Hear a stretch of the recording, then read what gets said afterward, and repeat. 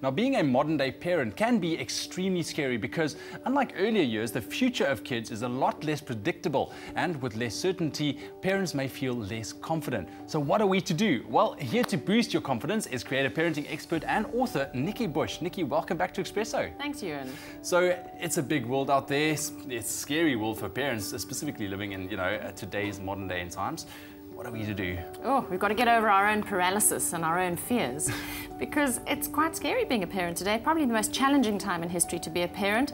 Just think we're living through a double-dip world economic recession. That's it, yes. Parents are experiencing this rising tide of anxiety and they're concerned about the prospects for their children into the future, and it's a future they can't even imagine because things are changing. So forget the world economic recession, look at the exponential change that we're actually living through today. Yeah. So how are we going to future-proof our children? And the problem with this is that parents' anxiety makes them do the opposite. So they go from anxiety to being helicopter parents, to being parents who suffocate their children, who overprotecting their children, wow, okay. taking all risk away from their children, micromanaging every single move they make.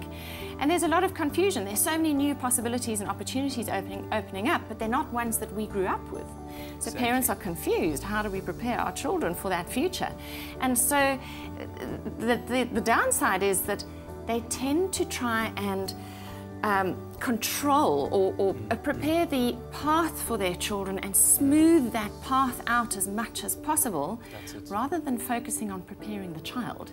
Yeah, that's the issue that people or parents forget, because if you look at earlier days, it was school, it was university, and it was job. It was fairly simple. The environment was predictable. That's it. The environment was fairly controlled. It didn't change very much. Yeah. Whereas now we live in an environment where you can give your child the best education possible, and it no longer equals a career or a job.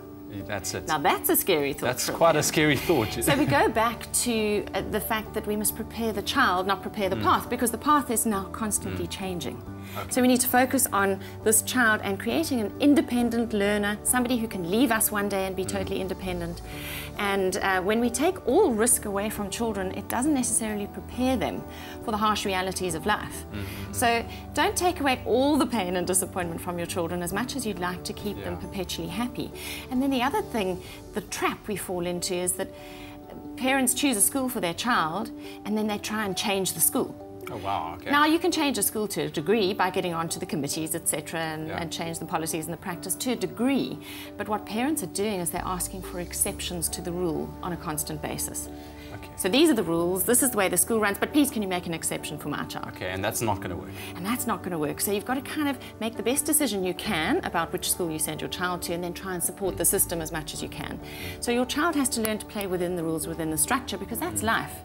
Life has structure and it has rules, and we all have to learn how to play by them. It's just there's just a lot bigger, much more choices nowadays, and a lot more things that kids are exposed to. Sure. So essentially, parents need to get a grip on the changing world, which is one of the reasons why I wrote Future Proof Your Child with Dr. Graham Codrington, because the context is changing. We have to keep our finger on the pulse of the changing context, and then we also have to dig deep within ourselves and trust our instincts. As hard as that may be.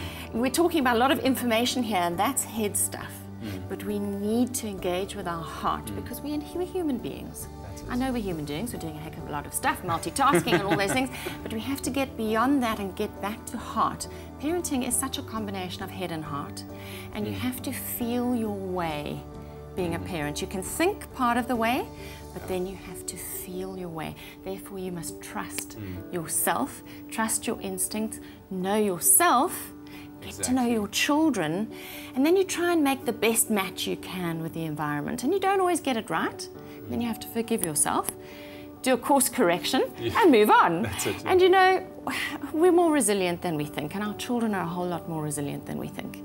So you've got to be brave today. Yeah. But do trust your instinct. Go back to basics. And so don't overthink things, but by the same token, make the effort to understand the changing world. And be open, that's it, to adapt. Be open to adapt. Because the future is filled with not just possibilities, not just contradictions, not just complexities, but huge opportunities. Exactly. And we have to be the people who spot those opportunities and help our children to look hopefully to the future. And they can only do that if we embrace the future positively. Fantastic. Nikki, thank you so much for the advice. Really appreciate it. We'll see you again soon.